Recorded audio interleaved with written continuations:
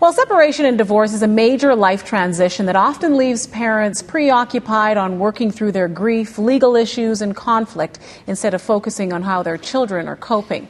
Lorri Yasenik from Rocky Mountain Psychological Services joins us this morning with some insight on how best to help young children cope with their family splitting up. Thanks for joining us this morning, Lorri. Oh, you're welcome. Let's start off with this. What are some of the signs and symptoms that parents can look for in their children to see how they're coping with a divorce or splitting up? Well, I probably divided into two different age groups. One, the younger elementary school age group, the 5 to 8-year-olds. They tend to be internalizing a lot of sadness, and you might see a lot of different kinds of things behaviorally, sometimes more acutely and sometimes more subtly, but their signs might be more related to changes in their eating, their sleeping patterns, some of their behaviors, a little bit more teary, potentially a bit more clingy to their parents because they're looking for the secure base, and that has been interrupted because of the family changes. Mm-hmm. So you might see a bit of aggression too. Behaviorally changes might show up in that manner, and with school age children in the younger group, you might see it amongst their peers.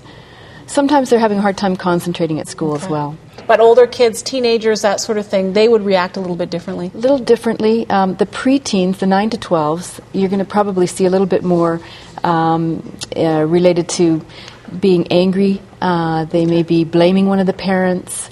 They have a lot of psychosomatic complaints. They would probably not speak about them in language quite as much as the older ones, the teens, but headaches, stomach aches, potentially looking pseudo-mature and asking parents a lot of different questions about their situation, but they probably cannot cope with the answers the parents may want to give them.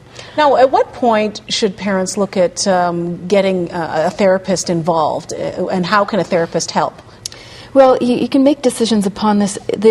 Most of the parents, or all the parents really, get a chance to talk to a lot of adults around this situation, and the children don't often get that opportunity. So you could do a check-in with your child, meaning that you just take your child for a few times to a child and play therapist or somebody that works with children of separation and divorce. And the good part about that is I think you get a chance to hear from somebody outside that doesn't have the child doesn't feel the same loyalty bind toward. And you get a chance to hear what it is that the child has now come to think about their family, and some tips can be given to that parent or parents about what they might be able to do to make the transition easier for them. And of course, every situation is different, so each child would adjust at take a certain amount of time to adjust to this.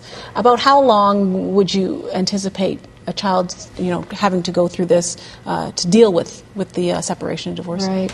Well, the adjustment is different for different children, but the first year is the most difficult. Okay. It's when all the changes are happening, all the rituals and traditions are changing, all the holiday situations and so on are changing. So the first year is considered the crisis year. And so probably the first 5 to 6 months is quite difficult for children, mostly because their parents are very preoccupied with trying to reorganize things. So that period is difficult. After a 3-year mark, you're going to see some calming of the system. The family system's reorganized, they have a schedule in place, and some of the things that are needing to be organized have been, and the parents have separated in their own ways. If you're post 5 years and they're still struggling, then you're probably in a high conflict situation, and it's more difficult for children, and they end up still being symptomatic. So it is a bit of a long process. Thank you so much, Lorri, for that information. Of course, a lot more information. If you are interested in learning more, we do have a link to Rocky Mountain Psychological Services under links in the news on our website. That's globaltvcalgary.com. And for more great parenting ideas, you can pick up your free copy of Calgary's Child Magazine at all McDonald's restaurants, schools, and sports facilities around our city.